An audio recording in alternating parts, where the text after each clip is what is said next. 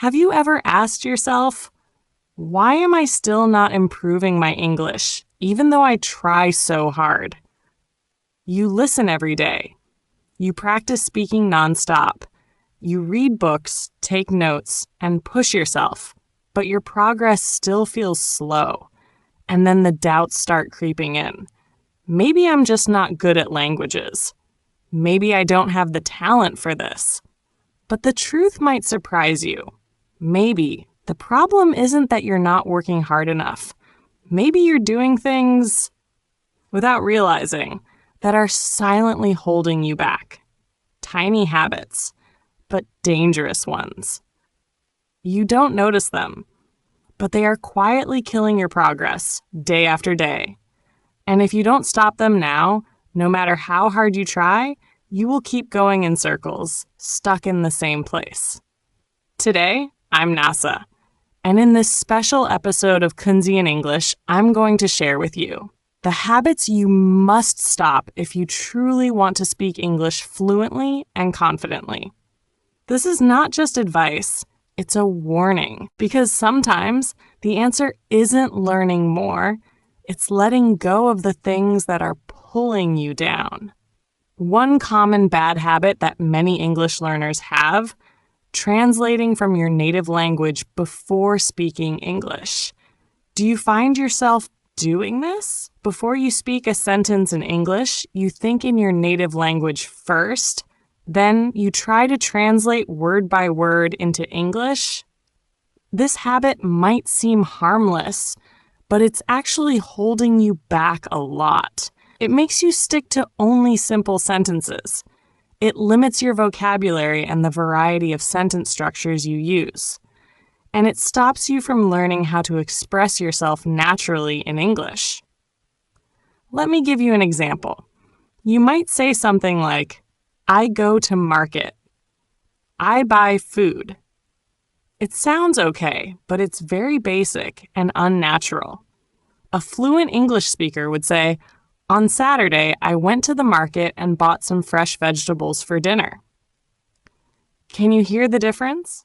That's the difference between translating word by word and thinking directly in English. Fear of making mistakes when speaking real. Everyone makes mistakes, and yes, even native speakers. It's part of learning, and it's a natural process. The key here is not to fear making mistakes, but to embrace them as learning opportunities. The real enemy isn't the mistake. It's the fear that holds you back from practicing.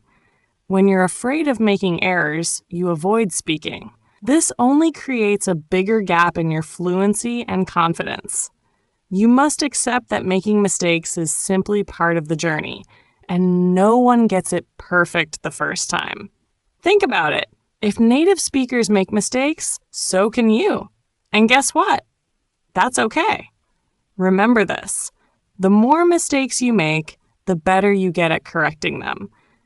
Every time you speak, you're improving. So get comfortable with being uncomfortable. The only way to get better at speaking is to speak, even if it feels awkward at first. A practical example. Imagine you're talking about your last holiday. At first, you might say something like, I go to the beach. It's not wrong, but it's a bit too simple. Now take the next step and say, last summer, I went to the beach and I had an amazing time swimming in the ocean and eating fresh seafood. You see the difference? You're not just improving your grammar and vocabulary, you're becoming more natural in your conversation. It's important to push through the fear and make speaking a habit. Try speaking for just 5 minutes every day. Start with simple topics like your daily routine or your plans for the weekend, and gradually challenge yourself with more complex subjects. Over time, your fear will shrink and your confidence will grow. So, the message here is clear. Don't be afraid of mistakes. They are your stepping stones to fluency. Using too many filler words like, you know, like, Using too many filler words can make you sound uncertain, less confident, and hesitant. It may also affect the fluency and clarity of your speech. While these words might seem harmless, they actually interrupt the flow of your sentences and make you sound less natural when speaking in English. The problem is that many learners use these words as a way to buy time when they're thinking about what to say next. But over time, these fillers can become a habit that affects your speaking ability. For example, you might say, I went to the store, and I bought some food. This sounds a bit messy and takes away from the message you're trying to deliver. A more fluent way to express this would be, I went to the store and bought some food. So how do you overcome this habit? Practice. One effective exercise is to talk about your daily routine without using any filler words. It might feel awkward at first, but the more you practice, the more you will train yourself to speak clearly and confidently without needing those extra words. Try speaking about something simple, like your morning routine or what you do in a typical day, and pay close attention to your language. Try to avoid pausing too long and using or like when you're thinking. By cutting out these filler words, you'll sound more fluent, more confident, and your message will come across much clearer. Remember, clarity is key. And the more you practice, the more natural your speech will become. Not listening enough.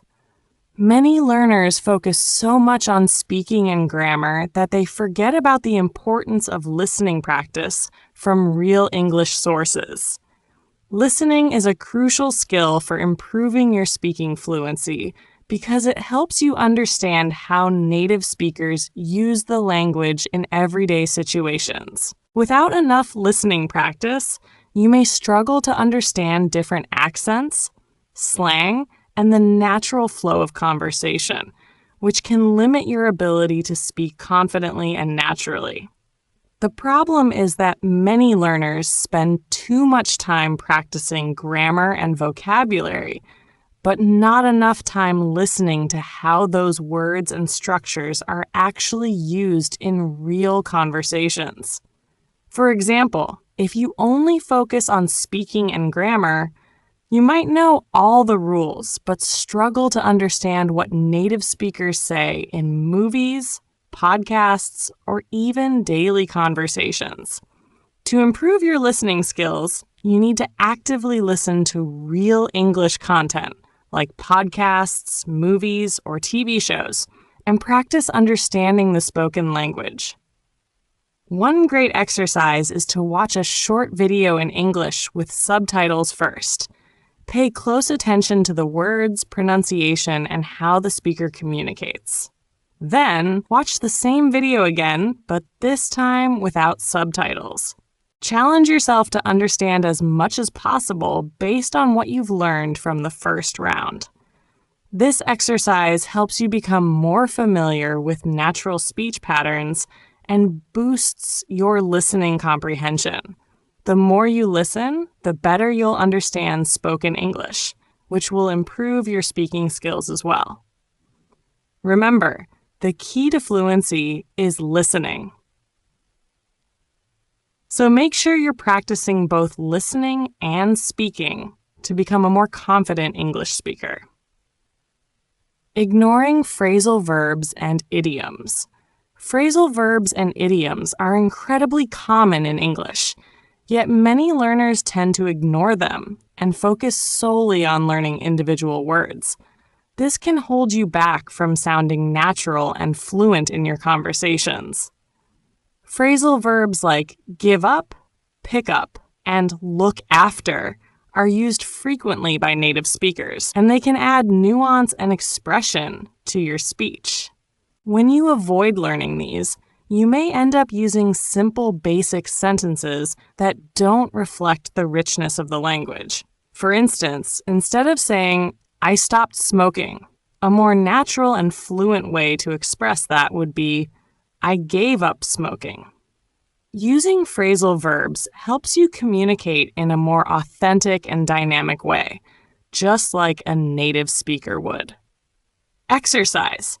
Try replacing basic sentences with phrasal verbs. For example, instead of saying, I finished my homework, say, I got my homework done. This simple change will make your speech sound more natural and show that you're incorporating commonly used expressions. Don't be afraid to start using phrasal verbs and idioms in your practice. They're an essential part of everyday English conversation, and learning them will make you sound more fluent and confident. Relying too much on subtitles. When watching movies or videos, using subtitles in your native language too much can prevent you from developing your listening skills in real-life situations. While subtitles can help you understand what's going on in the video, relying on them too heavily can make it harder for you to follow along without them. This can slow down your language development and hinder your ability to understand spoken English naturally. Subtitles are a helpful tool, but it's essential to gradually challenge yourself by listening without them. This will force you to focus more on the language and improve your ability to catch words and phrases in context. Exercise.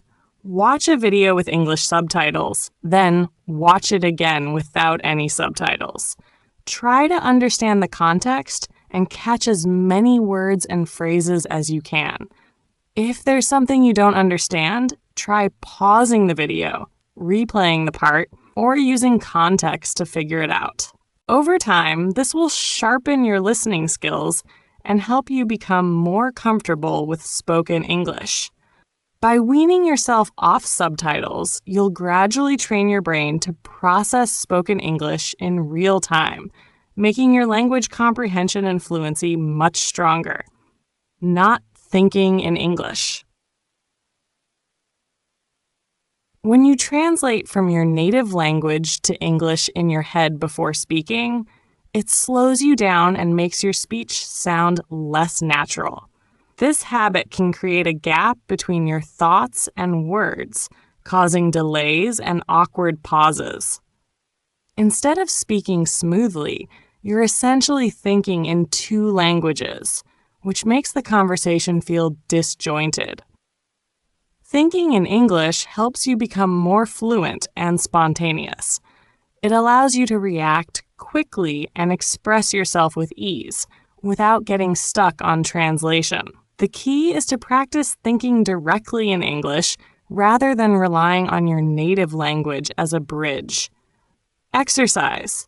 Practice thinking simple thoughts in English throughout your day.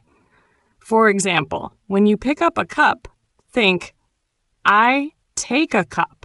I pour hot water. When you're doing everyday tasks, try to describe them in your head in English. Over time, your brain will start processing more thoughts in English, and speaking will become more natural and fluid. Not asking questions when you don't understand something. When you're learning English, it's easy to skip over words or phrases you don't understand. However, this habit can cause gaps in your knowledge and prevent you from improving.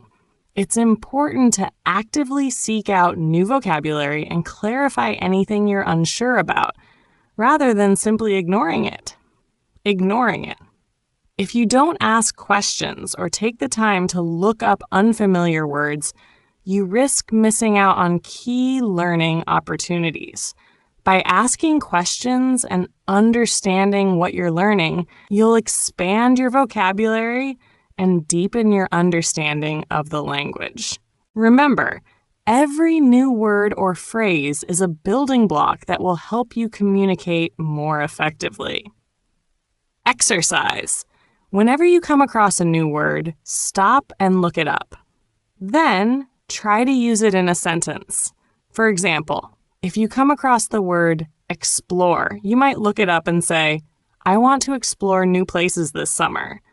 The more you use new vocabulary, the better you'll remember it and incorporate it into your speech.